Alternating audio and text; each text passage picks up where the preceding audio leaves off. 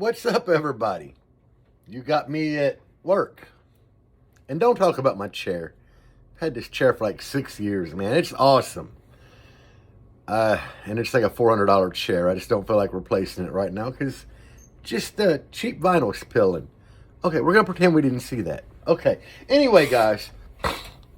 So I do see a lot of comments of people talking about teams. And I'm not talking about a sponsorship team. We'll do that in another video, so we'll push it over here. I'm just talking about a team in general, like a car audio team. Me and some of my friends started Team Hertz Donut, and it has been really awesome. We got a lot of great people, and there's a reason we have a lot of great people, is because one of the things we don't deal with on our team is, people being a douchebag or with bad attitudes or negative attitudes all the time, man. We do this for fun. Car radio to us is, it's more than a hobby, obviously. Kind of like a lifestyle. But at the end of the day, if you're going to have a team and you're going to be on a team with people you enjoy being around. That's what it's all about, honestly. You could... like, a lot of people just want to jump on a team. Like, the first team that'll accept them, I don't really recommend doing that because you're going to find yourself not really happy with your team. Or the team, mates that you have. Don't really jump on a team that has, like, membership fees or anything. Why? I mean, what good is it? What does it do? You're basically just putting money in somebody else's pocket. Like, the way that we do things in our team is most big team decisions, it kind of comes down to what does everybody else want to do. We just try to go to shows, park together if everybody can get organized and there around the same time. We all try to bunch together. Help each other if anybody needs it.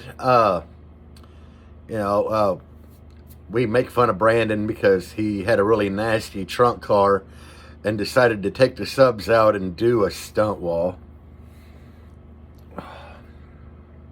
So now his nickname is Brandon No Base. Really, he was competing and like winning championship belts, and I think he got kicked in the head by a horse. That's Brandon Shockley, for anybody who wants to know. I think he got kicked in the head by a horse, and he was like, you know what, man? I'm just going to get rid of my subs and build a board back here with a bunch of like mids and highs in it. I don't know. Anyway, it's all fun and games, But we do help each other. And, a lot of times when you go to shows that are far away, we travel in a pack. That way, if somebody does break down, we can help them. Like coming back from the Sundown show, my buddy Billy, he kept throwing belts, We just having to pull over, I had to run in my Jeep and get tools, belt, all kind of stuff to do that. That's what I was there for. The year before going to Sundown, I stopped at a gas station to go in and take a whiz and buy a drink. I come out, my Jeep wouldn't start. Starter was bad. And, my buddy Billy, I took the old starter off, which thank God it's high enough. I don't got to jack it up or nothing. I had tools, so I laid down under it, whizzed the old starter off, handed it to my buddy Billy. He ran up the road, come back with a brand new starter, So teams are great to help you out that way. But be on a team you enjoy, the people, How do you get on a team? That's going to be the next question. Really, the best way is to go to shows in your area. And the reason I say your area is that way you'll find people close to you that you can chill with, help each other with your builds and stuff. But go to them shows. Look for team decals on vehicles. Maybe, go check out your vehicle, get a demo, strike up a conversation, If you go to a couple more shows and you see these people there and you really get along with them, then approach them about being on the team. Or they might ask you to be on the team. But obviously, if you go to one or two shows and you meet a person and you talk to him and you're just like, I really don't click with that guy. He's kind of a douche. Obviously, you probably wouldn't want to be on his team. So that's always a good option. Or if there's a group of you guys, like 5 or 6, that you all enjoy hanging out with each other and helping each other, start your own team. It's kind of what we did. And you know, we started Team Hertz Donut a little over about a year and a half ago, probably. And we have members in Australia. We have a charter in Texas. We have members in Oklahoma, Georgia. We just set up a Kentucky charter.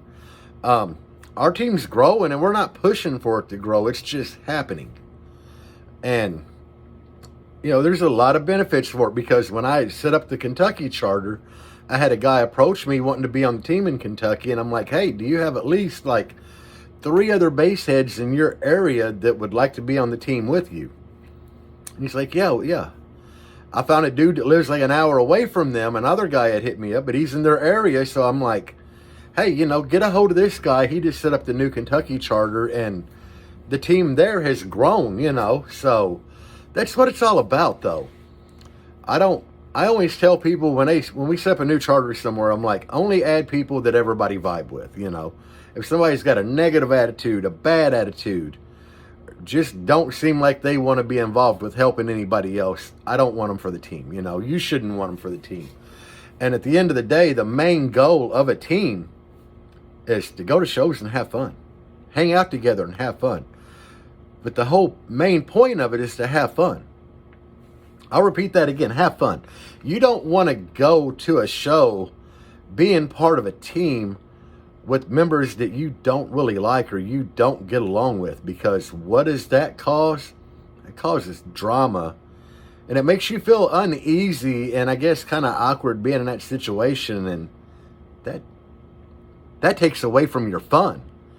You're doing this to have fun.